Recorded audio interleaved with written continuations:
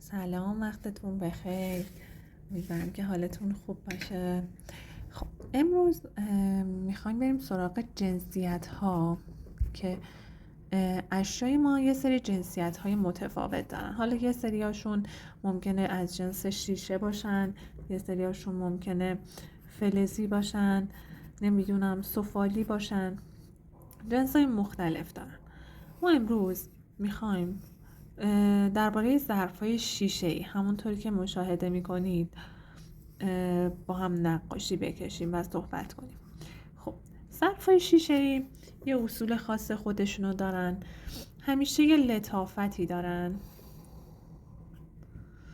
که این لطافته باید توی کار حس بشه با سایه‌های ملایمی که میزنیم، با محوکاری ها. پس دیگه کم کم به محوکن توی این کار نیاز داریم. و دومین عاملی که توی شیشه تأثیر گذاره محیط اونه. یه شیشه از محیطش انعکاس میگیره. الان برای نمونه من یه ظرف شیشه‌ای میارم. خب با توجه به رنگ هایی که اطرافش داره این نور میپذیره و همینطور میبینید اطرافش هم سایه میفته و این هی تغییر میکنه با تغییر شکل من. نورهای خیلی شدید داره که بهش میگیم رفله های نوری، سفید رنگ هستن، میبینید؟ و این تیرگی پشتی که من نقاشی کشیدم افتاده توی این شیشه ما، یا این قسمت ها خیلی تاریکه، اینجاها روشنه. پس یه جورایی عکس اون تصاویر اطرافش میفته داخل اون شیشه و یا با شکست نور مواجه میشه و رنگ‌های مختلفی رو ایجاد میکنه توی شیشه.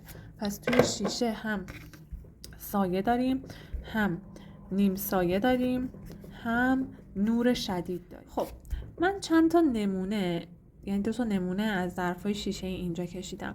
خب میبینید یه سایه محو داره کاملا، نورهای شدید داره که اینا رو آخر سر با پاکن باید ایجاد کنیم و اطراف اون ظرف یه خطهای تیره‌ای میفته ولی همه جاش نیست. اگه دقت کنید میبینید اینجا ما نور داریم، مثلا اینجاها خیلی تیره شده، اینجا که نور افتاده ما این خط رو کامل نمیکشیم، یه ذره کم رنگ تر میکشیم خط اینجا رو. پس یه دورگیری هم لازم داره و رفله ها و جاهایی که حالا شکست نور بوده، مثلا اینجا شکست نور ایجاد شده، به همین صورت تیکه تیکه باید بکشیم. حالا من یه نمونه میکشم براتون شما مشاهده کنید. ما اول یه طرح اولیه از یه لیوان جام داریم و میایم شروع میکنیم. اول از جاهایی که تقریبا حس میکنیم محوکاری شده، سایه داره، شروع میکنیم خیلی ملایم یه سایه محوی میزنیم، میایم جلو. اینجا هم ممکنه یه کوچولو باز سایه داشته باشه، همینطور بالاش. از این قسمت دوباره ما یه رفله خیلی شدید داریم، اما اینجاها باز سایه هستش. برای هاشور اولیه خیلی لازم نیست مطابق با فرم اون لیوان سایه بزنیم. اینجا باز تیرگی داریم ما.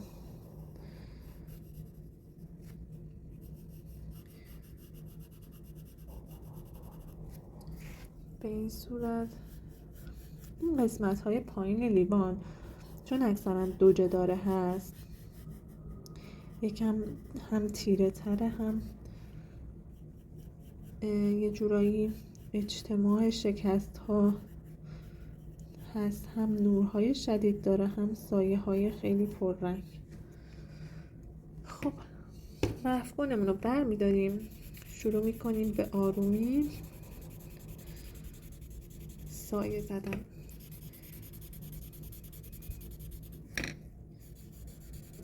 هیچ اشکالی نداره که کل اون طرحمون یه سایه خیلی کمرنگ خاکستری به خودش بگیره.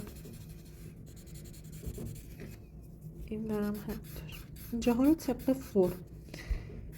فرم خمیده‌ای که این لیوان داره سایه میزنیم.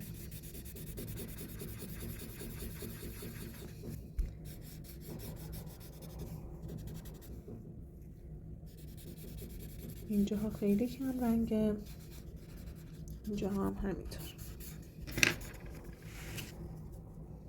این قسمت هم دوباره خیلی نورها تیکه‌ای میافتن. خب این قسمت حالا ما مداد شیشبمون رو برمیداریم، دور کارمون رو اون جاهایی که نورهای خیلی شدید داره، لبه های لیوان، اون جاها رو یکم کم رنگ میذاریم ولی بقیه جاها رو پر رنگ میکنیم.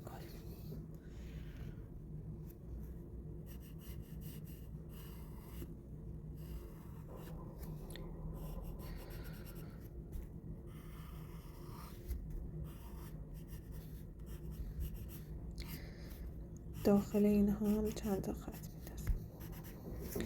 اینجا چون نورها به صورت خطیه، همون چند تا خط هم که بندازیم کفایت میکنه.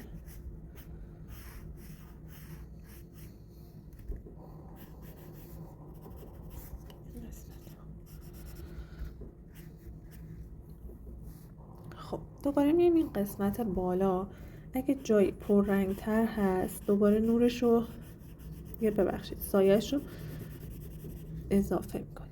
این قسمت ها دوباره به این صورت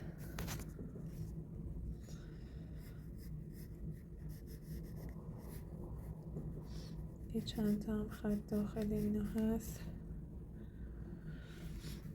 و بعدش میایم سراغ آخرین مرحله، ایجاد رفله ها. ببینید رفله ها رو خیلی مستقیم تیکه هایی از اون کارمون رو پاک میکنیم با پاک کنن اتودیمون. رفله های خیلی شدید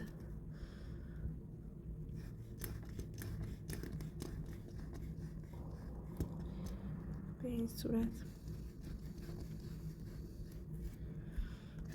این قسمت هم همینطور، اینجا هم همینطور. اکثرا توی شیشه این قسمت های لبه ها یه تیرگی داره، بعدش حتما یه روشنی میاد.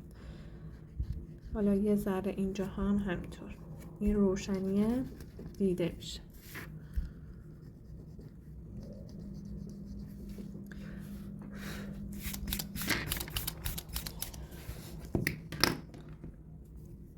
و بعد دوباره این کناره های رفله ها رو میتونیم تیره تر کنیم که خودشو بیشتر نشون بده، همون داستان کنتراست که تیرگی و روشنی اگه کنار هم قرار بگیرن خودشونو بیشتر نمایان میکنن.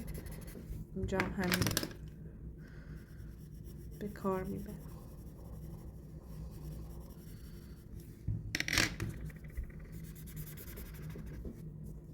در واقع این تیرگی شکست خورده از طریق آبی که توی این لیوان بوده و به این طرف منتقل شده. پایینش هم که هیچ کاری نداره، فقط یه سایه خیلی ساده.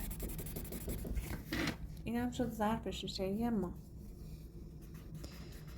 خب براتون یه سری نمونه میفرستم، حتما تمرین کنید، عکسش رو برای من بفرستید. شب خوبی داشته باشید. خدا نگهدارتون.